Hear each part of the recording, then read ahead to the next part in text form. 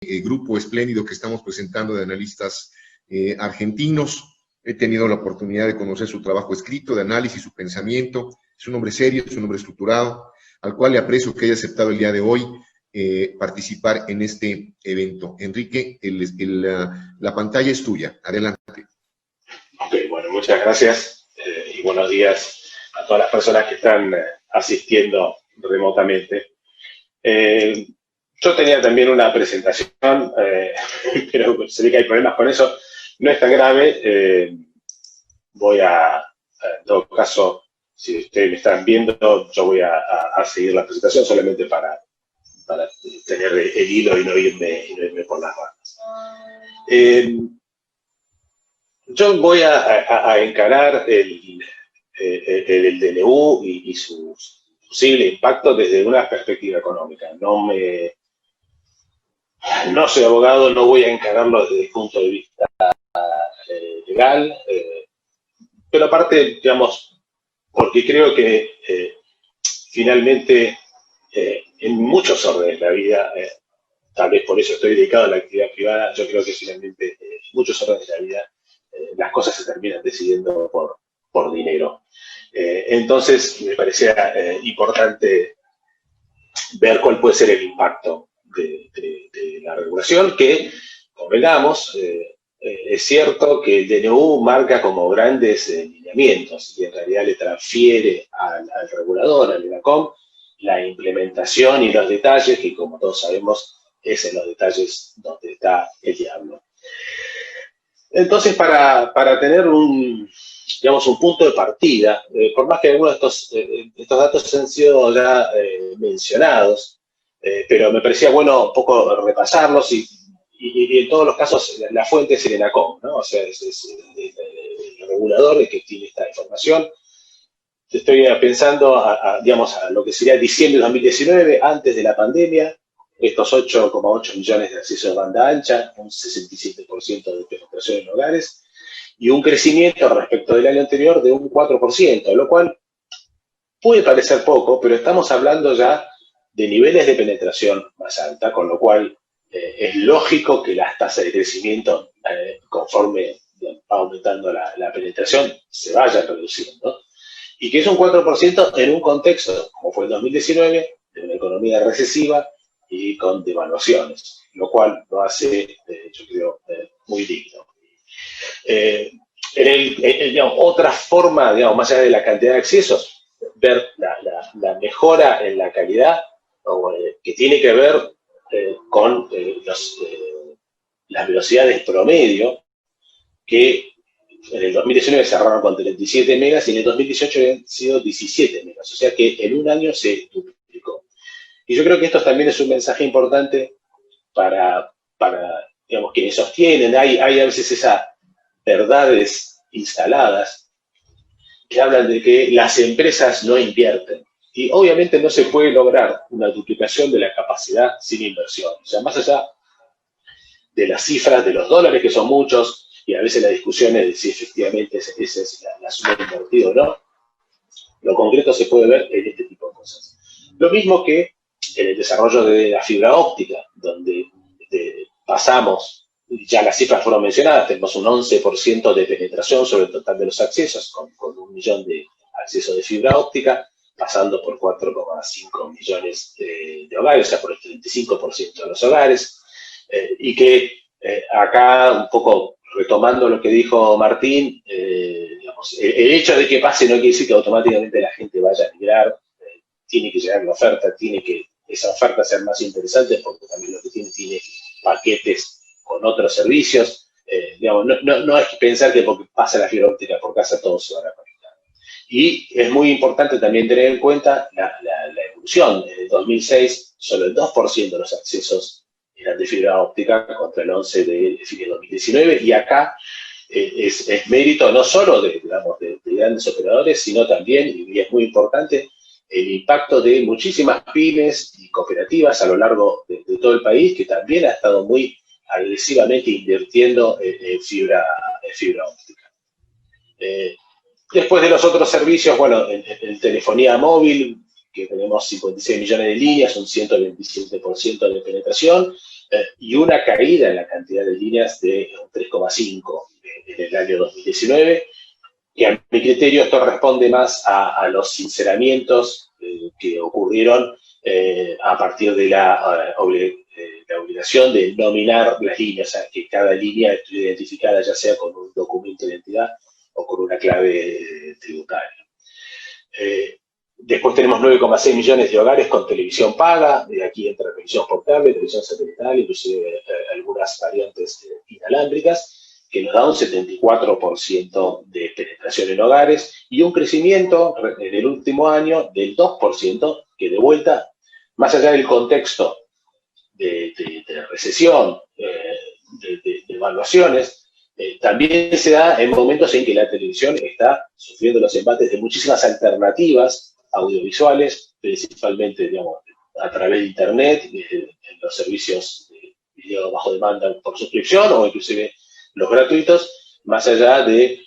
las alternativas públicas y gratuitas. Y por último, 7,7 millones de líneas fijas, esto es un 59% de penetración y es una caída, siempre según la cifra de DACOM, de un 20% en un año, lo cual demuestra claramente cuál es el destino que le espera a la telefonía. Y por otro lado,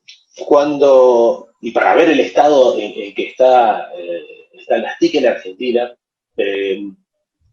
me pareció interesante consultar los datos que publica la UIT. Estos son a 2018, pero que viendo los indicadores, en los cuales se pueden comparar países, que son la penetración de la banda ancha sobre la población, la cantidad de hogares con internet, la cantidad de líneas móviles sobre la población y la telefonía fija sobre la población. En todos estos casos, Argentina está en el podio, está entre los tres primeros, generalmente compartiendo e intercambiando el orden con Uruguay y Chile. Con lo cual, con esto, a lo que voy es que digamos, a veces tenemos una visión demasiado pesimista de cuál es la situación. Obviamente, esto es Argentina, no es ni Corea, ni un país de Europa occidental, ni Estados Unidos. Entonces, tenemos que, digamos, no digo moderar las aspiraciones, porque está perfecto que aspiremos a más, pero también tengamos presente cómo estamos posicionados respecto de países que tienen condiciones similares a las nuestras. Y quería agregar, en el caso, digamos, de la presentación de Marielena, el tema del ARPU, específicamente los servicios móviles, que efectivamente, si uno mira el valor de los servicios al tercer trimestre del año pasado, era de $5,4 y era de los más bajos entre los países de la región. O sea, Latinoamérica como región, el ARPU es de 6,18. Y además lo que vimos en todos los países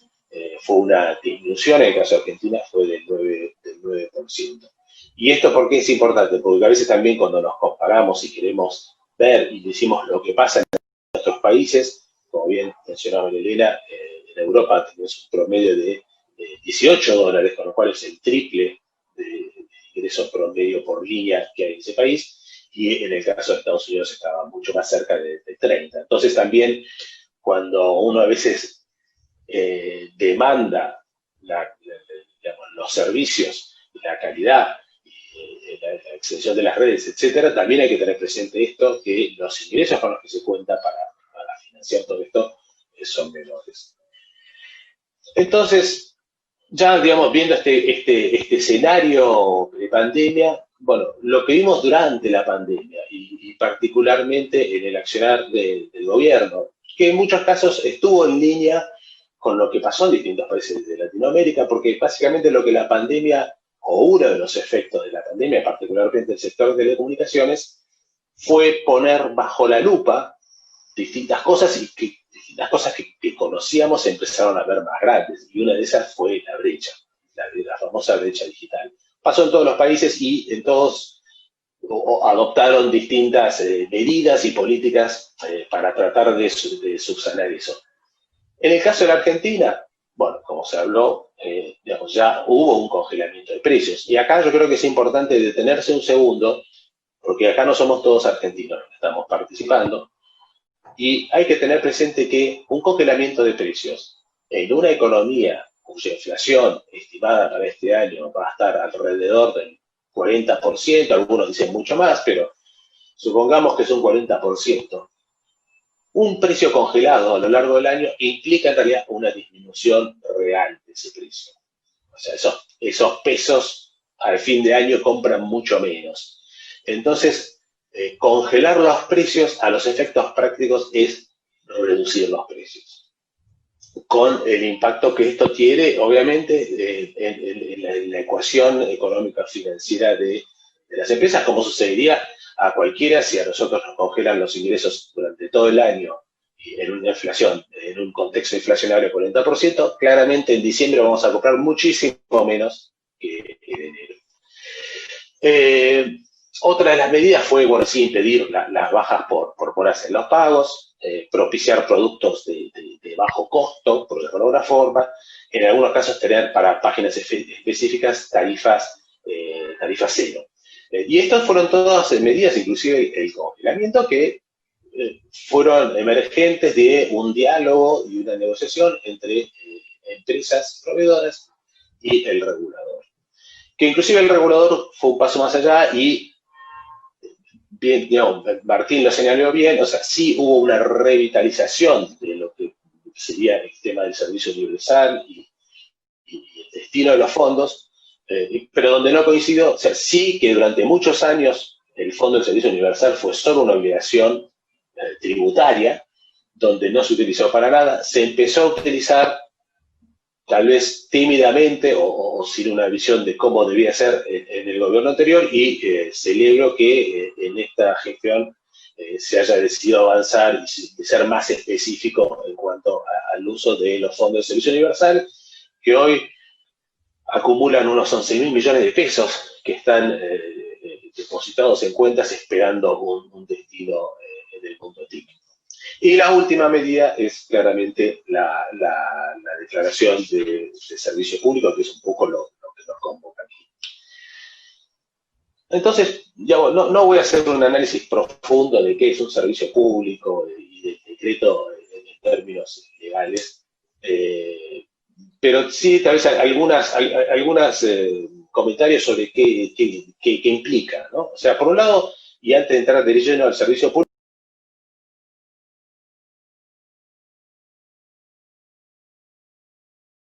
es que no se puede interrumpir. Entonces, por ejemplo, esto durante la pandemia es lo que permitiría que los técnicos, inclusive los distribuidores proveedores de las empresas de telecomunicaciones, se pudieran mover libremente para mantener el servicio en una situación de emergencia. O sea, es un servicio esencial, con lo cual no se debe interrumpir, no se debe cortar. Ahora, si hablamos específicamente del servicio público, básicamente, ¿qué podemos esperar? Y la estructura es sobre el despliegue, sobre su capacidad, sobre su calidad. Y por el otro, y es un poco el tema digamos, en el cual me voy a focalizar, es sobre el costo del servicio para la población. En el caso del control sobre la infraestructura, hay obligaciones y metas que pueden ser en términos de existencia de la red, de disponibilidad, de regularidad, de continuidad, que se logran también a través de licencias, concesiones, asignaciones. O sea, no hace falta,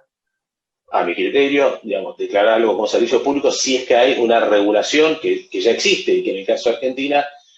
tiene que ver con el rol del ENACOM, que es básicamente el regulador del sector, y también con otras áreas del gobierno como defensa del consumidor y defensa de la competencia. A esto lo que voy es que si hay dificultades para regular o para hacer cumplir regulaciones, no es algo que necesariamente vaya a cambiar porque se declare el servicio público. Por otro, digamos, en todo caso, lo que tenemos es una limitación por parte de los organismos que deberían actuar, que no lo hacen o no lo hacen adecuadamente. Y eso, digamos, no sé, espero que sí, pero esto no sé si es algo que va a cambiar con la declaración del servicio público. Y en cuanto al costo del servicio, acá es interesante porque en principio pasamos de precios libres a no tarifas, porque el DNU no habla de tarifas, sino que habla de precios regulados, lo cual también es un poco, por lo que yo pude charlar con amigos abogados, porque obviamente me hago asesorar con estas situaciones, es una cosa bastante sugerente. Pero que básicamente implica intervenir o meterse en la ecuación económica del operador, buscando un objetivo que es un poco como un santo grial, ¿no? Es un valor, lograr por un valor asequible garantizar la calidad de servicio, garantizar las inversiones y garantizar la rentabilidad de las empresas que para eso dan servicios, para gastar dinero. Y una de las también de dificultades que yo veo a la hora de regular los precios tiene que ver con las características principalmente de lo que es el acceso a Internet y lo que es la televisión paga, porque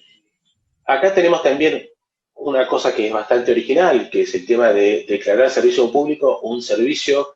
que ya funcionaba y que está maduro y que está en competencia, porque normalmente uno entiende por servicio público servicios que tienen condiciones monopólicas y que por eso también tienen un tipo de supervisión mayor por parte del Estado, ¿no? Como pasa con el gas, la luz, el agua, etc. Con lo cual esto ya, digamos, es decirle a empresarios que empezaron a desplegar sus redes en competencia, sin ningún tipo de reserva de mercado, sin subsidios,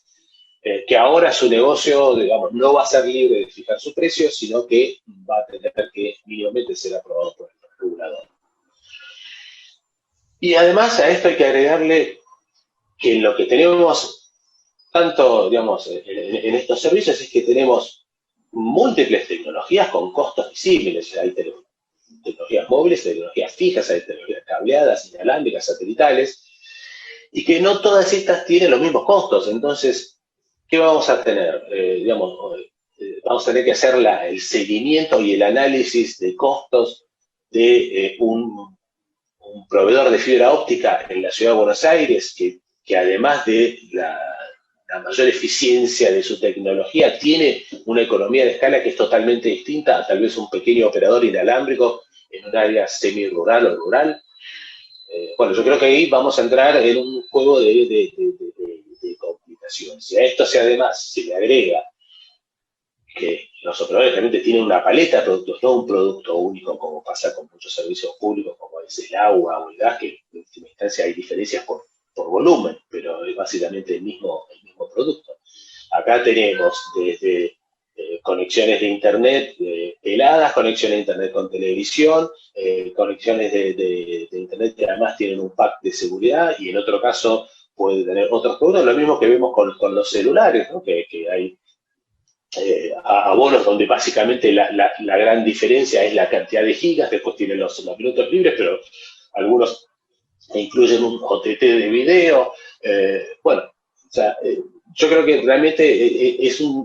está en la variedad de costos y de tipo de productos que lo hace muy complejo para una regulación, salvo que esta regulación sea una simple aprobación en base a me parece caro, me parece barato.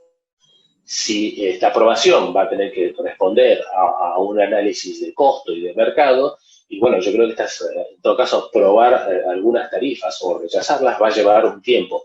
que en un marco también inflacionario puede ser muy perjudicial. Y para hablar, digamos, de los riesgos del precio regulado, y acá, de alguna medida coincido en que, digamos, no se puede dar por descontado que esto va a suceder, porque en realidad el DNU lo que hace es, bueno, habilitar al regulador a aprobar los precios que fijen los operadores. Pero, de todos modos, creo que es importante entender, digamos, dónde está el peligro. Y es que el precio del producto debe cubrir costos en pesos, costos en dólares, estos mucho más tal vez volátiles, la ganancia de las empresas y la inversión. Y lograr todo esto a un precio justo y razonable. Con lo cual, ya de esto de por sí da una pauta de que no es algo que sea tan fácil de determinar, más allá de lo que mencioné antes de la variedad de precios que podríamos estar hablando. Y obviamente que si uno quiere regular el precio, y lo lógico es que sea con una tendencia hacia la baja, o sea, nadie se va a poner a regular el precio para que sea más alto del que las empresas hubieran determinado por sí solas. Con lo cual ahí está el riesgo, y repito, es un riesgo, pero que tenemos también antecedentes locales que nos hacen pensar que estos riesgos son posibles y con cierto grado de probabilidad. Es que si el precio regulado no cubre todos estos componentes de costos, lo más probable es que donde se produzca el recorte sea en la inversión. Que no va a ser, digamos, ni súbito, ni quiere decir que a partir, digamos, de acá a diciembre volvemos a las señales de humo, porque obviamente la infraestructura va a estar y va a estar funcionando, y en muchos lados es bastante moderna.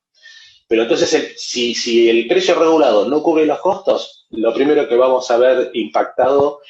es la expansión de las redes. O sea, ningún operador va a decir, bueno, yo voy a empezar ahora a atender una red si el precio por el cual a mí me van a dejar cobrar no me permite el recupero de esa inversión. El segundo paso va a ser en la actualización, así como antes mencionábamos, las inversiones en la red existente para pasar de 17 megas a 37 megabits por segundo en solo un año, es parte de esa actualización, y que entonces podemos, digamos, llegar a un punto de estancamiento. Y después ya en una etapa posterior, y que ya sería realmente, digamos, caótico, es que si este desfasaje de precios se mantuviese en el tiempo, cosa que hemos visto en Argentina desde el 2002 al 2015 en muchos servicios públicos, incluida la telefonía fija, pero también el agua, el gas, etcétera, que lo que tuvo como impacto es que también afectó las inversiones en mantenimiento. Entonces ya no estamos hablando de un servicio que no se expande, ni de un servicio que no se actualiza, sino de un servicio que se retrae, o sea, retrocede en sus capacidades y baja la calidad. Repito, no necesariamente esto tiene que ocurrir. Lo que sí, el decreto habilita a esta intervención, y más allá de que tal vez nosotros localmente confiemos en que por cómo está dado, finalmente estos precios sean de alguna forma negociados con el regulador, lo concreto es que, sobre todo para alguien que es de afuera, y si estamos hablando de afuera, puede ser un inversor, puede ser un accionista, puede ser un banco o alguien que financie inversiones, y claramente esto le va a encender una luz roja en el tablero, y tampoco es tan fácil decirle, no, quédate tranquilo, que finalmente esto no se conserva. Entonces, y ya para ir cerrando, quería hacer también una observación y una modesta sugerencia. Obviamente no creo que esto sea la solución a los problemas, pero si realmente hoy tenemos una urgencia en términos de costo del servicio, y esa es la motivación para mantenerlos congelados, bueno, yo me tomé el trabajo de ver cuál es la carga tributaria de los servicios TIC, considerando tanto impuestos nacionales como impuestos provinciales o impuestos municipales, así como las cargas para organismos específicos como es el ENACOM o aquellas que en el caso de la TV Paga tienen que ver con los derechos autorales, etcétera, o sea, Salaik y ese tipo de cosas. Y lo que vemos es que finalmente del precio final hay, en el caso de los celulares, un 36% de carga tributaria, que en el caso de la fija aún llega un 28%, es lo mismo tanto para la fija, para internet y para TV Paga, y por eso el celular es el 36%. Y que en el caso, inclusive de la telefonía celular, que hoy también es sobre todo para los sectores a veces de menos recursos, la única forma de conectarse, porque no tienen internet fijo en la casa. La curiosidad que además, dentro de los impuestos nacionales hay impuestos internos. Que impuestos internos, algunos de los especialistas en impuestos dicen, bueno, el impuesto interno es un impuesto caprichoso, te pongo un impuesto porque sí. Pero que generalmente se agrega o se aplica a bienes suntuarios. Si uno ve los bienes y servicios alcanzados por impuestos internos en Argentina, encuentra barcos, embarcaciones, bebidas alcohólicas, etc. Y entre esas cosas está la telefonía celular. Tal vez porque pensando en que estamos en el año 2000 y que solamente unos pocos usaban celular y eran muy adinerados. Hoy estamos hablando de penetraciones, olvidémonos del 127%, pero en términos de población, estamos hablando tal vez del 80% de las personas apagando, o sea, nada tan masivo como un celular, y sin embargo le estamos aplicando un 5% de impuesto porque sí. Y por otro lado, el 21% de IVA, que en otros casos, por ejemplo, en la compra de computadoras, es del 10,5%. Entonces, si estamos hablando de un servicio que es esencial, que es estratégico, que es fundamental, bueno, ¿por qué no aplicarle un IVA del 10,5%? O sea, si hiciéramos esto, solamente de un saque podríamos bajar casi el 6% del precio del servicio celular. Y en otros casos pues sería el 10,5%, y no nos metimos con los impuestos de ingresos brutos, digamos que las cifras que yo di es un promedio, porque eso varía según las provincias, y lo mismo con los impuestos municipales. Entonces, básicamente lo que quiero acá mostrar es que, digamos, todos le pedimos al otro que resigne ingresos. Básicamente ese sería un poco el resumen. Hay que tener cuidado, o sea, bueno, pues digamos, insisto, el DNU marca o establece un marco. Ahora, digamos, la hora de la verdad, o como decimos en Argentina, en la cancha se ven los bingos, va a ser cuando el regulador, el ELACOM, entonces tome una participación más activa y empiece entonces a ir fijando, regulando los precios y regulando las condiciones para ofrecer el servicio. Así que bueno, con esto también termino mi